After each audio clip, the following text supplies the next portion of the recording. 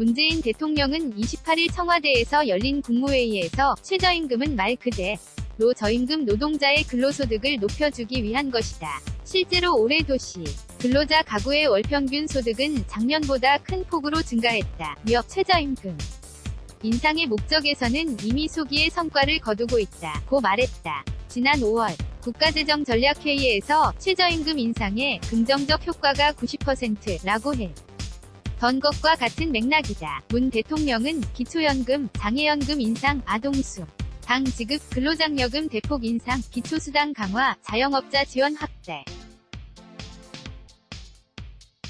생활 SOC 등 다양한 정책을 내년도 예산에 대폭 반영했다며 이런 정책 보완이 실현돼 근로자와 근로자 외 가구의 소득이 함께 높아질 때 비록 소소득주도 성장의 기반이 마련된다고 밝혔다. 또 문 대통령은 소득주 도성장, 혁신성장, 공정경제는 반드시 함께 추진돼야 하는 종합세트라며 혁신성장은 새로운 성장 동력을 마련하는 것이고 소득주도 성장은 잘 사는 사람만 잘 사는 게 아니고 함께 성장하는 것이다. 그중 하나만을 선택할 수 없다고 말했다. 기존 경제 기조를 변경하지 않겠다는 뜻을 분명히 한 셈이다. 이와 관련해 임종석 대통령 비서실장과 장하성 청와대 정책실장은 날 국회 운영위에 출석해 야당 의원들과 공방을 벌였다. 임 실장은 소득 주도 성장 정책이 잘 안되는 것을 인정하느냐는 김성태 자유한국당 원내 대표의 질의에 개선되고 있는 부분도 있고 여전히 해소되지 못한 부분도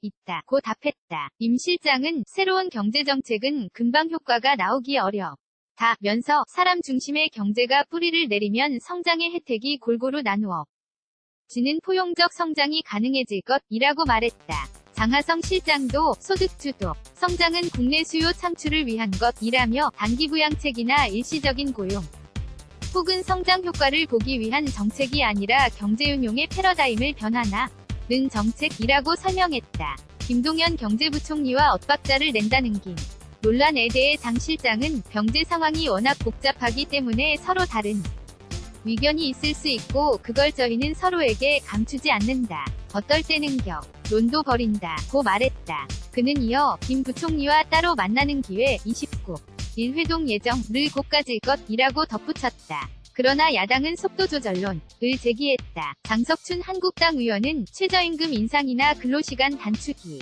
소득주도 성장 정책의 한 부분이라는 점은 인정한다면서도 그 한 부분이 중심이 돼서 파장이 커지도록 한 정부의 책임도 적지 않다고 지적했다.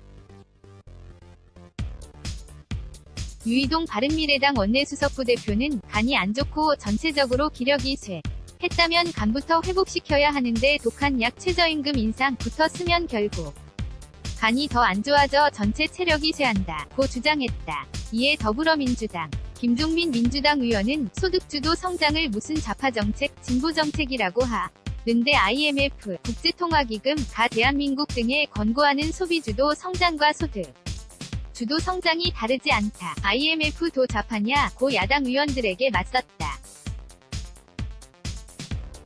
한편 이날 운영위엔 드루킹 사건에 연루된 송인배 청와대 정무비서관도 출석했다. 한국당 곽상도 의원이 김경수 경남지사에게 드루킹을 소개한 사실이 있죠? 라고 묻자 송 비서관은 저 또한 그날 처음 만나 소개라는 표현이 좀 그렇긴 하지만 같이 첫 만남을 가졌다고 말했다. 특검팀이 검찰에 수사를 의뢰한 것과 관련해선 검찰에서 소상하게 소명할 생각이라고 말했다.